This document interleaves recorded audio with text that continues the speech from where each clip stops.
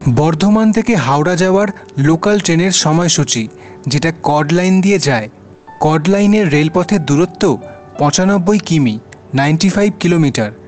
সময় লাগে ম্যাক্সিমাম 2 ঘন্টা 15 মিনিট।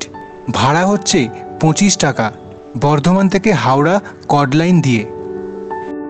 দেখে নিন কর্ড লাইনের টাইম টেবিল বর্ধমান থেকে হাওড়ার। প্রথম ট্রেন বর্ধমান থেকে ছাড়ে হাওড়ার উদ্দেশ্যে কর্ড লাইন দিয়ে যাওয়ার জন্য রাত 2:58 নাগাদ। এটা হাওড়া ঢোকায় ভোর 5:23-এ। বাঁদিকে ট্রেন নাম্বারগুলো দেওয়া আছে।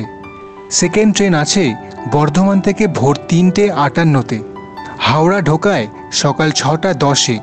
তারপর 5:04-এ আছে। হাওড়া আসে সকাল 7:10-এ।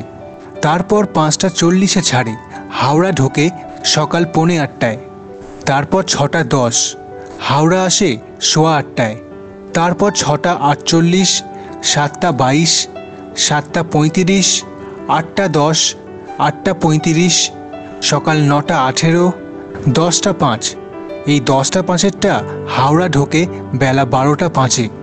তারপর বর্ধমান থেকে আছে সকাল 11:12-তে। তারপর 11:48, দুপুর 1:05, দুপুর 2:20, বিকেল 3:25, বিকেল 4:50, 5:50। এই 5:50-এরটা হাওড়া ঢোকে সন্ধ্যে 7:55-তে। যারা কাজের সূত্রে বর্ধমান যায় তারা বিকেলে এই ট্রেনে ফেরে। তারপর 6:45-টায় ছাড়ে।